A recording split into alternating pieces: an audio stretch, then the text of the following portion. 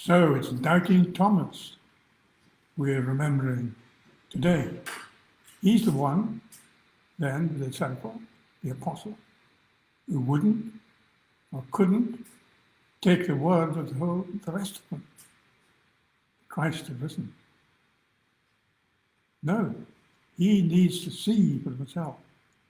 Now, whether he actually expected or even wanted to put his finger into where the nails had been in Jesus' hands, or his hand into Jesus' wounded side, I don't know what you think.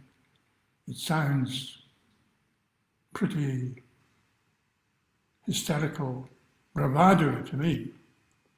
He certainly got the chance then, and a dreadful experience it surely must have been, brought him to his knees. So now you're seeing for yourself, our Lord says to him. Blessed are those who never had any such experience. Just believe. Which I guess is how it is for most of us. I mean, with all the apostles saying it together, wouldn't you have taken their word for it?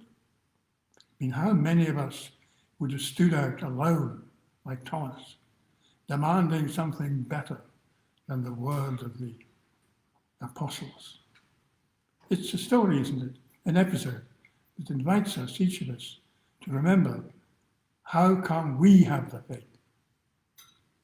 Well, let me tell my story.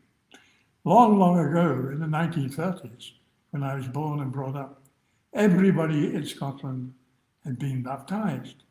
So you had some idea. Many in the Catholic Church in Glasgow, in Aberdeenshire, mostly the Church of Scotland.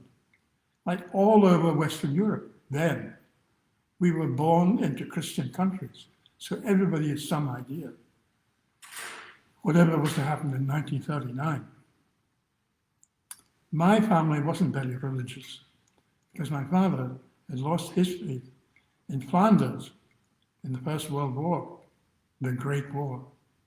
Now, he knew that many men who went through the same terrible experience found Christ.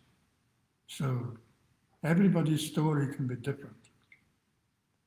My mother actually was the granddaughter of a Catholic family that left Glenlivet in the 1890s, moved down to the Murray Firth coast, from the whisky country to the herrings, basically, never becoming anything else. Oh, it was too far to walk to Mass, or even cycle. They never became Presbyterian. Well, partly because my mother's father, my grandfather, was a Victorian rationalist who regarded all religion as just superstition. Well, it was really only when I was doing my national service that I bought a second-hand book on the sacrifice of the Mass. Goodness knows why. By Eugène Mazur, since you ask. I looked at the book recently, couldn't see what on earth ever attracted me to it. But there you are, and many of you, most of you, must have far more interesting histories. How did you come to the faith? We each have our own story. Whatever you all say, St. Thomas says, I'll not believe lest I see for myself. Well, he got what he asked. Blessed are those who have never seen for themselves and yet have found faith. Today, I would say, in a country in which most people are not baptized, the less and less idea what faith actually means. Well, let's remember this evening that still, thankfully, all of us with these often strange, roundabout stories in which Jesus comes among us. Jesus, our Lord and our God.